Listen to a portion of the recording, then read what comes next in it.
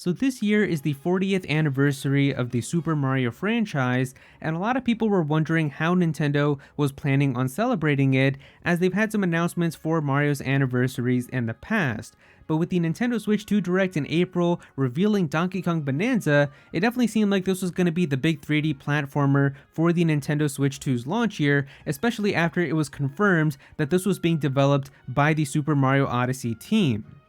And with that, it seemed unlikely that a 3D Mario game could still come out this year, but maybe Nintendo could reveal one and say that it's coming out in 2026 or something. So when the last Nintendo Direct came around, a lot of people were hoping for there to be a big Mario related announcement, and while we did get some news for Mario's 40th anniversary, the big reveal really ended up being the Super Mario Galaxy movie, which is a sequel to the Mario Bros. Movie that came out a few years ago. But with that, we also did get the announcement of Super Mario Galaxy 1 and Super Mario Galaxy 2 coming to the Nintendo Switch.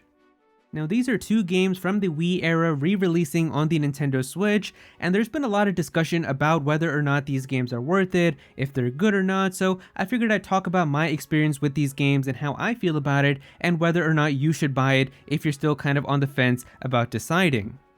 Now real quick before we get started, I just want to give a quick shout out to the sponsor of today's video, Jsaux. Jsaux makes a variety of accessories for electronics, from phones, tablets, computers, and of course video game systems, and with the launch of the Nintendo Switch 2, they were kind enough to send over some of their new accessories for me to check out. The first product here is the Switch 2 dock adapter stand. Nintendo went for a shell design again for the dock, which means sliding it in and out hundreds of times throughout the system's life will end up scratching your screen. Fortunately, this dock adapter connects to your Switch 2 dock and then has a stand on the outside that isn't covered, so you won't scratch your screen docking it, and you can even set it with one hand instead of having to use two to hold each side of the system like with the current dock. But if you're looking to avoid scratches completely, we also have this Obsidian AR screen protector. Not only will this crystal clear screen protector prevent your Switch 2 screen from getting scratches and marks on it, but there's even a special coating on it to prevent fingerprints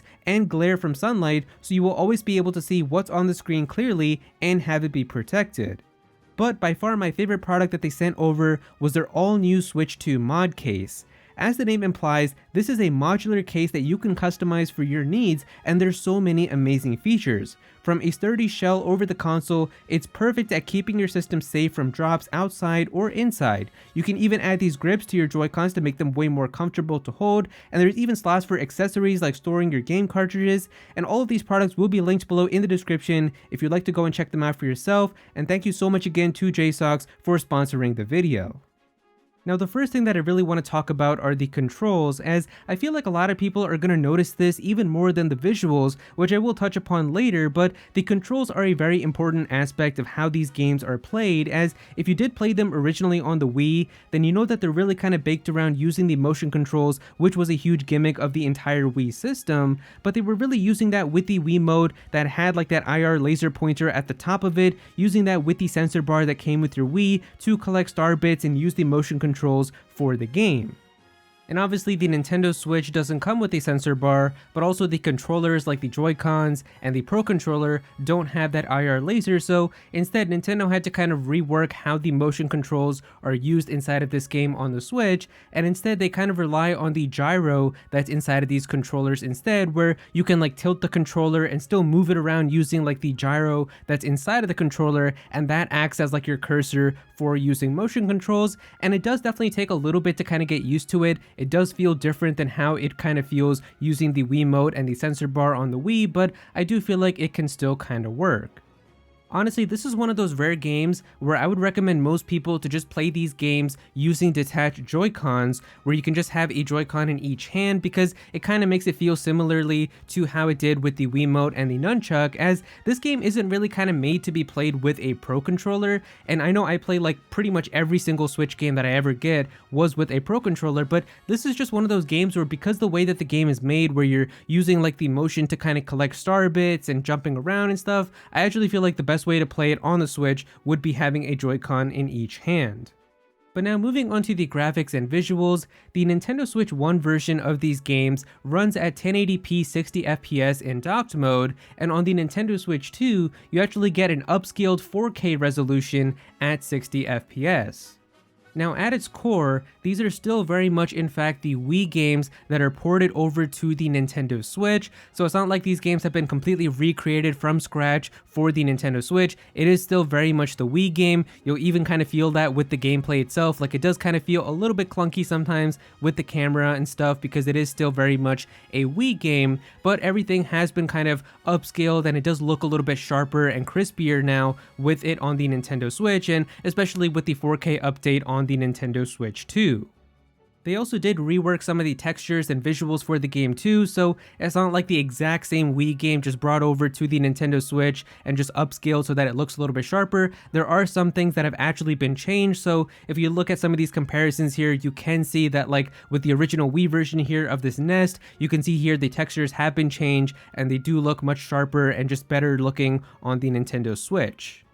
Now, when it comes to content, both of these games are rich with content that was available with the original Wii release, and all of that is still back again with the Nintendo Switch version. But when it comes to all new content for the Nintendo Switch versions, really the only thing that Nintendo added are some new pages into the Rosalina storybook, and that pretty much just kind of adds more lore to the world and the characters and things like that about the game. You're not really getting anything super big like new levels or new galaxies or new stars or anything like that. So like even if you think about some of the other Mario re-releases that we've had with like Super Mario 3D World, when they brought that over from the Wii U, they added like Bowser's Fury, which was a whole new mode and all these crazy things that you could do inside of it. You're not getting anything to that extent with these games brought over to the Nintendo Switch, so I can't really say that it's worth getting just for the new content in the Rosalina storybook. If you really care that much, you could even look it up online just on YouTube and kind of read about all the new stuff that they added, but I don't think it's really worth getting just for that. But really the biggest debate with all of this is with the price, as Nintendo is charging $69.99 or $70 for the collection of Mario Galaxy 1 and 2 re-releasing on the Nintendo Switch, and it is definitely a lot of money, and people are really saying like, you know, these are still pretty much just 10 to 15-year-old Wii games being re-released again. They're not like drastically being remade or anything. They're kind of just getting polished up a little bit with the visuals. There's not like any type of crazy new content or anything either, but they're charging the full price of an entire like next gen Switch 2 game, literally like the same price as like Donkey Kong Bonanza. Now, everyone's financial situation and the way that they evaluate the worth of something is different, so I can't really tell you like an actual correct or incorrect answer as for if this game is worth it at this price, but it does definitely create a lot of discussion, especially when you see a lot of other collections getting announced for cheaper. Like just a few days ago, they announced a collection, which is like a dual pack of Final Fantasy VII Remake from the PS4, but like you're getting the remastered PS5 version also with the DLC, and then also all of Final Fantasy VII Rebirth, which is an entire PS5 game, and you're getting both of those games inside of this physical pack for $60, which is still $10 cheaper than what Nintendo is charging for old Wii games on the Nintendo Switch. So it does create a lot of discussion for how like these things are being valued, but it really just comes down to your interpretation and if you feel like it's worth getting or not. But as we're wrapping up here, if you're still deciding whether or not you should get this collection, I'm going to give you my recommendation based on which of these three groups that you fall into, as I feel like pretty much everyone is going to be in one of these three groups. So Group A is going to be the easiest one, as this is for people who have never played Super Mario Galaxy and Super Mario Galaxy 2. It makes me feel super old saying this, but if you were one of those people who was born after like the Wii era in like 2009, 2010, and you just never grew up playing these games, then these are definitely games that I feel like are worth playing. A lot of people consider these to be some of the best Mario games and just some of the most creative Nintendo games. The soundtrack is absolutely incredible, so just for that alone, I feel like you're going to get an amazing experience just having that ability to play these for the first time. On the other hand, Group B is going to be for the people who have played these games before, and in that case, I'm really going to kind of ask you to think about how you remember your experience with these games. Do you remember really loving Super Mario Galaxy 1 and 2? Did you consider them to be like one of the best games at the time? Do you have a lot of fun playing them? And if that's the case, then maybe you do want to revisit them again on the Nintendo Switch. But if you're somebody who just thought that they were pretty okay games, you didn't have a ton of fun playing with them, then maybe you don't really have a reason to have to pay $70 to buy the games again. And finally, Group C is going to be for the people who own Super Mario 3D All-Stars, as in 2020, for the 35th anniversary of Mario, Nintendo released a collection that included Mario 64, Mario Sunshine, and Mario Galaxy, but it was a limited time release as they actually took it away from the eShop and also stopped selling it in stores after a certain day. But if you were one of those people who picked this game up, then that means you do already own Super Mario Galaxy. The thing that's kind of scummy about this though is that Nintendo's actually not giving you an option to get like some of the new Rosalina content that was added with this re-release of Mario Galaxy 1 on the Nintendo Switch, as well as getting like the visuals upgraded, because you're not getting like the new textures and polished visuals and anything like that with the like Super Mario 3D All-Stars version. There's no way to like update it or pay for it or anything, so it is kind of scummy in that sense, but you still already own like Mario Galaxy 1, so I don't think it's really kind of worth paying all that money to get it again, unless you really love Mario Galaxy 1 and you just want the best experience possible. But I feel like for a lot of people, like if you already own Mario Galaxy 1, then in that case you can also just buy Super Mario Galaxy 2 on its own from the eShop for $40, so you can actually end up saving $30 that way if you already own Mario Galaxy 1 from this collection.